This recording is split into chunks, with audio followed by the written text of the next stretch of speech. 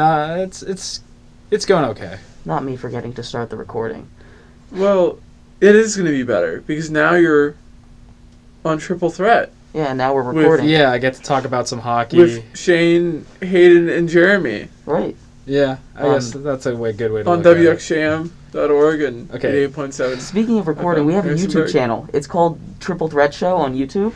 You should go check it out. It's super cool.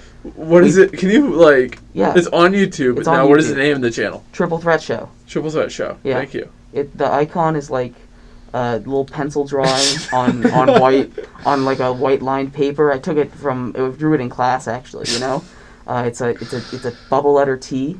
It's bubble 3 and then 2 bubble T's over it in a circle. It says triple at the top and thread at the bottom. I love that you're spending money to go to school to doodle in class what logos. else are you supposed to do? Fair enough. It's for his SMAD major. It's Never mind. It's towards academic. the broadcasting kind of things and branding and media. It's going to be a work in progress. Okay, fair enough. Got me there. Yeah. So I'd like to start this show like we always do, with a little bit of a sprinkling of the JMU sports report. Oh, I got a good transition. You know how I said I've had a rough week? Sure. Some of the members of the JMU sports teams also have had some pretty rough weeks. I'm so glad you transitioned us into that so beautifully, Shane. Thank you. Yes. There's some good news and some bad news, right? We'll start with the good news. JMU officially moved into the Sun Belt Conference. Snaps for JMU. Their official move will be no later. I hear you, Hayden. It's coming through. He's doing it. I'm so proud of you, Hayden. First episode. Hey, First episode, he complained about not being able to snap, and now he's there. I'm there, finally. Oh, it's been a week-long, month-long journey. Months. Plural. It's been a bit, but, we finally got there. Practice makes perfect, as they say. Anyways, back to Sunbelt. Sunbelt Conference. They will join no later. They're officially, the latest date, July 1st, 2023.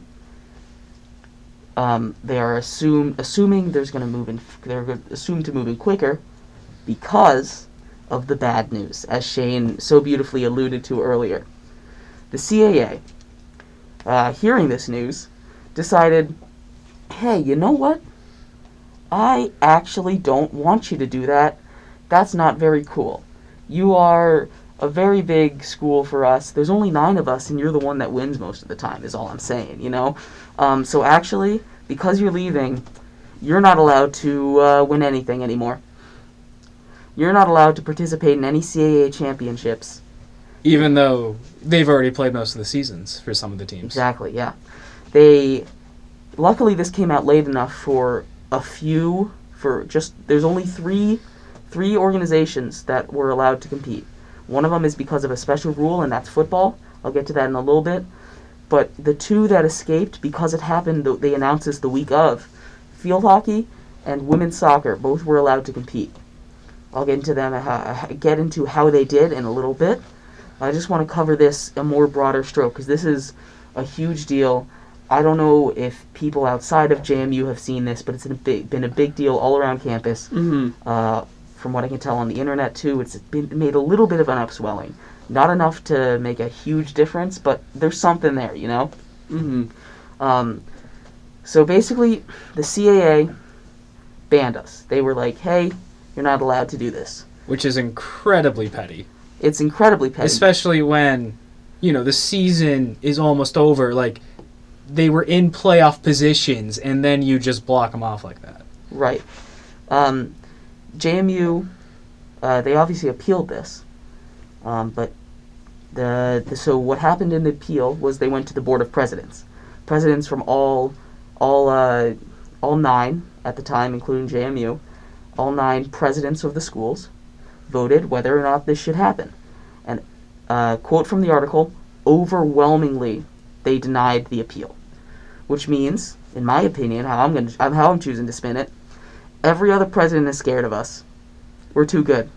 They're terrified. They would rather not face the best team in the, a legitimate playoff team. They would rather have the easy way. Right. Because they don't want to face, a contender. Mm-hmm. Now, the CAA is allowed to do this because of an old, outdated bylaw that is in the CAA Constitution, and they used this back when Old Dominion left for Conference USA back in 2013. So this isn't a new thing. This is something that has precedent. So it's not like it's a massive shock.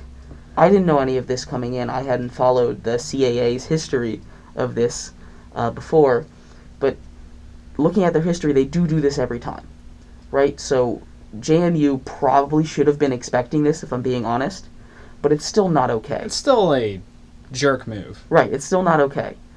The commissioner, when he was being interviewed about this, he said, and I quote, "It's not my job to determine whether it makes sense or not. It's my job to make sure the bylaws are enforced the way they're written." Which, first of all, what? What are you even talking about? It is absolutely your job to make sure this is fair. Yeah. You are the president of a NCAA, of a collegiate conference. This is not for you. This is supposedly for the athletes, right? It's your job to make sure that everything is fair and done by the books, as you say, but it is also part of your job to make sure it's fair. Yeah, you have the authority to, like, change the rules or, like, not enforce it. Right. Like, that's within your power. It's within your jurisdiction. That's also part of your job. JMU also is not the only school to announce that they're moving conferences. Mm-hmm. For instance, there's Cincinnati, and also a few others moving to the Pac-12. A bigger moving from the Group of Five to the Power Five. It's a bigger move, but there's 8 of them. 8 different colleges have announced that they are moving to a different conference. JMU and the CAA are the only one to do something like this. Every other conference is celebrating their time together. They're saying, "Hey, thank you for everything that you've done." So showing, basic decency. Decency, empathy, thanks for propelling. Appreciation, professionalism. Right. The CAA, as one of my friends so eloquently put it, is acting like a 5-year-old who lost a game and responded by taking their toys and going home. Yeah. It's pathetic and childish. Pathetic and childish. There was backlash on Twitter when this came out. Stars of JMU and just people that go to JMU, alumni, they were going out. They used the hashtag "Let Us Play CAA." That was there for a day. Mm-hmm. It's not doing much. But I mean, what even is the CAA without JMU? Let's be honest. Who do they have? They got William and Mary. They have Elon. They have Towson. They have Drexel. But not really any big, huge UNCW. name schools. What? There's 3 other teams I can't even think of. Yeah. Towson, did I say them? I don't even know. I haven't even heard of some of these schools until I came here and started doing the JMU Sports Report. I didn't even know what these colleges were, some of them. Right, these are tiny schools. These are schools that the CAA is dying. Without JMU, the CAA is dying. I'm going to say this right now. What they did... And then no one's going to want to join because this shows how they treat their teams. Right. CAA is a dying conference, and what they did is not going to... It's not going to pull many teams. Win over any new. It's not going to win... Exactly, thank you, Shane. It's not going to win anyone over. It's just going to propel them faster into the dark depths obscurity. Thank you. You're taking the words right out of my mouth. This is great. I'm fumbling over my words, but you have it. Just to summarize, CAA that JMU sucks. Education for you. Yeah, CAA sucks, and they're gonna die in darkness right now. That's the path they're on. They deserve it too. I don't know if you have any thoughts, Hayden, on this. I know Shane. I think you guys summed it up perfectly. It's super petty. Yeah. There's not much more to say. Like, we've already had COVID ruin a year of sports for us. A year plus. Yeah, right. A year plus. We don't need some other outside source like ruining it for the athletes. Yeah, this is just targeting the athletes. And especially like right before playoffs, like teams that are in a playoff spot. Like, it wouldn't have mattered if they didn't make it, but since they're in the position for playoffs and right before they were about to start, that's when they decided to do it. I mean, I think bringing like COVID back up here is really important. Important because some of these athletes, their entire collegiate career is pretty much taking place during COVID right now. Yeah. Like, there's people who been here for 3 years, and it's either been COVID or now getting shut down because of the CAA.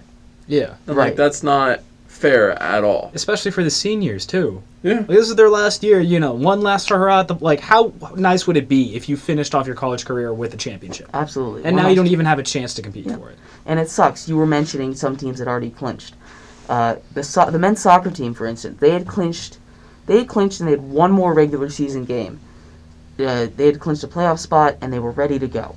This comes out, they're not allowed to compete. The women's volleyball team, we've been following them for a while. They have been absolutely killing it.